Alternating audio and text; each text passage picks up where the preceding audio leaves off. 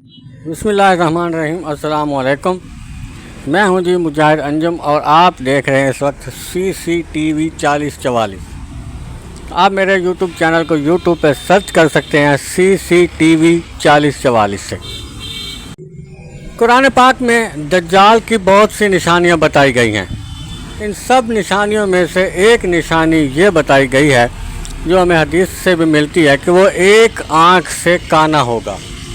اب ایک آنکھ سے کانا ہوگا یہ صرف نشانی ہے، لیکن ہم اس کو ایسے بھی لے سکتے ہیں کہ اس کو صرف اور صرف اپنا مفاد نظر آتا ہوگا، وہ کسی دوسرے کا مفاد نہیں دیکھے گا۔ اس کو جو بھی اچھا لگے گا، اپنے لیے جو فائدہ ہوگا وہ خود وہی کرے گا۔ اس تناظر سے اگر دیکھا جائے تو امریکہ دجال بن کر آیا ہوا ہے اور وہ جہاں بھی اپنا فائدہ دیکھتا ہے وہیں بمباری کرنا شروع کر دیتا ہے۔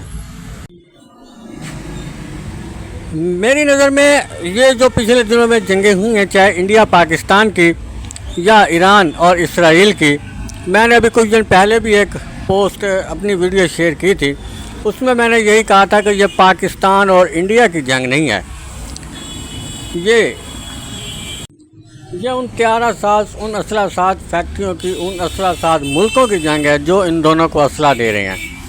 جیسا کہ چائنا نے پاکستان کو دیے طیارے اور رافیل طیارے وغیرہ۔ یہ جنگیں ابھی ختم نہیں ہوئیں، یہ جنگیں ابھی شروع بھی نہیں ہوئیں، یہ صرف جنگوں کے ٹریلر جاری کیے گئے ہیں۔ سب نے اپنے اپنے اسلحہ چیک کیا ہے کہ کون کتنے پانی میں ہے۔ آپ کو یاد ہوگا کہ جب انڈیا پاکستان پر حملے کر رہا تھا تو امریکہ کا یہ بیان بار بار آ رہا تھا کہ میں اس جنگ میں مداخلت نہیں کروں گا، یہ پاکستان اور انڈیا کی آپس کی لڑائی ہے اور یہ صلح کر لیں گے۔ لیکن جیسے ہی پاکستان نے جوابی کارروائی کی تو اس کے فوراً بعد صدر ٹرمپ کا بیان آ گیا اور جنگ بندی ہو گئی۔ اس جنگ کے ٹریلر میں امریکہ، اسرائیل، انڈیا نے صرف پاکستانی ہتھیاروں کی جانچ کی ہے، صرف یہ دیکھا ہے کہ ان کے پاس کون کون سے ہتھیار ہیں اور ان کے پاس دفاعی نظام کیسا ہے۔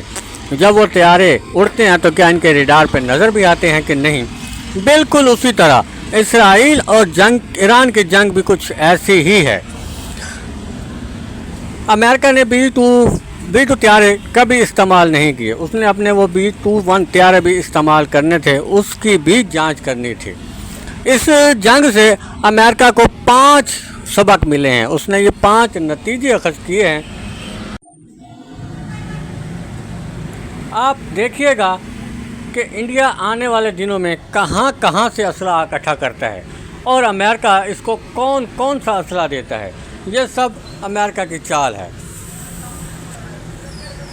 آپ پچھلے 5 سالوں کی تجزیہ کیجئے، آپ کو پتہ چلے گا 3 جنوری 2020 کو ایران کے پاسداران انقلاب کے سربراہ جنرل قاسم سلیمانی کو شہید کر دیا گیا۔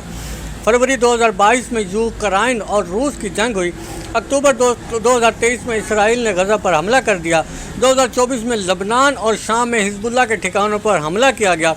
31 جولائی 2024 کو حماس کے لیڈر اسماعیل ہانیہ کو تہران میں شہید کر دیا گیا اور 2024 میں شام میں بشار الاسد کی حکومت ختم کر کے یہ ملک اسرائیل کے حوالے کر دیا گیا۔ کیوں؟ یہ سب اسلحہ کی چیکنگ تھی۔ اب آپ اس ریفرنس کے ساتھ مئی میں پاک بھارت اور جون میں اسرائیل ایران جنگ کو دیکھیں، یہ دونوں بھی صرف ٹیسٹنگ گراؤنڈ تھے اور ان کا مقصد صرف چین، ایران اور پاکستان کی جنگی صلاحیتوں کا اندازہ کرنا تھا۔ اس کے پیچھے صدر ڈونلڈ ٹرمپ کا دماغ تھا۔ امریکہ کی ہلہ شیری پر بھارت نے پاکستان پر حملہ کیا، جس کے نتیجے میں امریکہ کو چینی طیاروں اور میزائلوں کی رینج کا علم بھی ہو گیا اور پاکستان کی جنگی صلاحیت کا بھی اور ہمارے پاس موجود سسٹم بھی اوپن ہو گئے۔ اسرائیل پر ایران کا حملہ بھی خالصتاً ڈونلڈ ٹرمپ کا منصوبہ تھا۔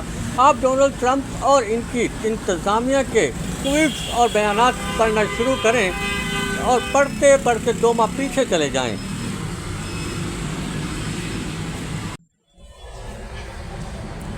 اس جنگ کا مقصد ایران کی صلاحیت کا اندازہ کرنا تھا، لہذا اسرائیل اور امریکہ کو 12 دنوں میں معلوم ہو گیا ایران کے پاس میزائلوں کے سوا کچھ نہیں۔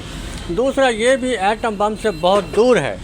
تیسرا، روس اور چین ایران کے لیے اسرائیل اور امریکہ سے نہیں لڑیں گے۔ چوتھا، اسلامی دنیا زخمی بطخ ہے، یہ ایک دوسرے کی مدد بھی نہیں کر سکتے۔ پانچواں، اقوام متحدہ عملاً ختم ہو چکی ہے۔